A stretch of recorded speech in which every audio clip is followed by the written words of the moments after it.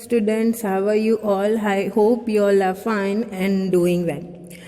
Today we are going to see about chapter number 13, India, Earth Surface, Climate, Vegetation and Wildlife. In the previous part we have studied about the physical division of India. Then we have seen about the climatic or the seasons of in our country and in which season and in which month which season is working. Then we in that we have seen about all the seasons and we have studied in detail about each season: winter, summer, monsoon and the retreating monsoon. Now we are going to see about vegetation or the type of forest. Various type of plant and grass is seen in our surrounding. Some of the vegetations are thorny while some are beautiful with flowers. Some trees are dense with leaves while some are short with spare leaves. Different type of vegetation is found in different regions. Climatic difference is responsible for this diversity. Vegetation is divided on the basis of climate. Precipitation is the main cause for the diversity of the vegetation. This type of forest are as follows. Now we are going to study about each forest. First is tropical rainforest. This type of forest are found where there is more rainfall. In this forest, the forests are so dense, thick that the sun rays cannot reach the surface. Variety of trees, creepers and ferns are seen here. Autumn season doesn't affect these trees but affect at different times in a year. It means that in this type of forest, shedding of trees, shedding of leaves doesn't take place in the autumn season, but once they appear, but it is never full forest are not seen with the shaded leaves. Different forest or the different area at the different time it takes place. Next is tropical deciduous forest. Majority of part of India is occupied by this type of forest. Trees of this forest are less dense. They shed leaves during autumn season, so they are known as autumn forest. Trees like sal, bamboo, mahudo, neem, etc. are seen in this type of forest. Dry and scrub forest. This type of forest are seen in the region receiving less rainfall. The trees are thorny here. Trees like cactus, khair, palm, acacia, jujube are the main trees. This forest are seen in Rajasthan, Haryana and on the slope of Western Ghats and Gujarat, etc.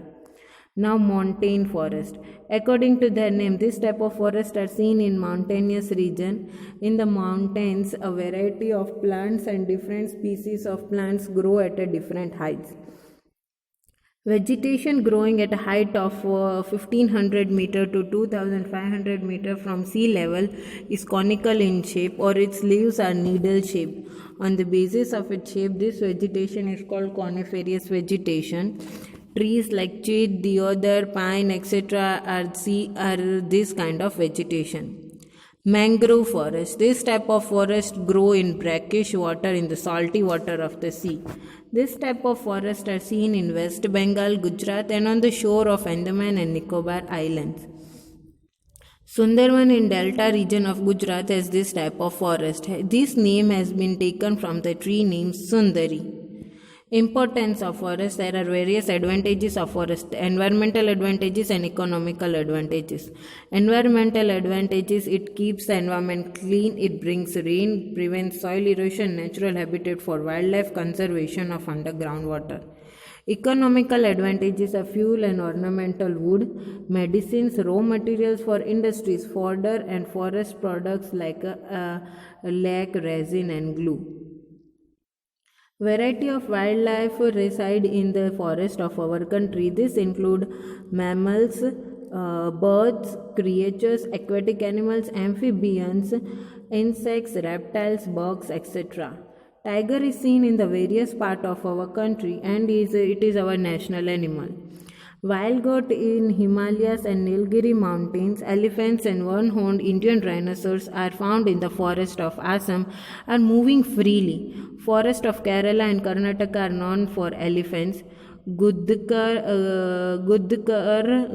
is found in the dry regions of Kutch, Surendranagar, Patan. Asiatic lions are only seen in the Gir forest of Gujarat in the world. Varieties of birds species like crane, duck, cuckoo, parrot, gourd, chibri, kabar, etc. are seen in India. Apart from that, peacock is our national bird. Turtles come to the seashore to lay eggs in the states like Gujarat and Odisha in India. Various species of snakes are there in our country. Maximum out of them are non-venomous species. The birds come in the winter from the colder region to breed their reservoirs, and means they are coming from other region to during different seasons to prevent themselves. That kind of birds are known as tourist bird or migratory birds. Mostly they are seen in the region of Nal Sarovar. Now, what are sanctuaries, national park, and bioreserve zones? Sanctuaries are formed by the government. National park are formed with the combined efforts of state and central government, and bioreserves are established according to the international criteria. Sanctuaries are in sanctuaries, grazing is allowed after taking permission. In national park, complete restriction on the grazing of domestic animals. Bioreserve zones, all the outside human activities are absolutely prohibited.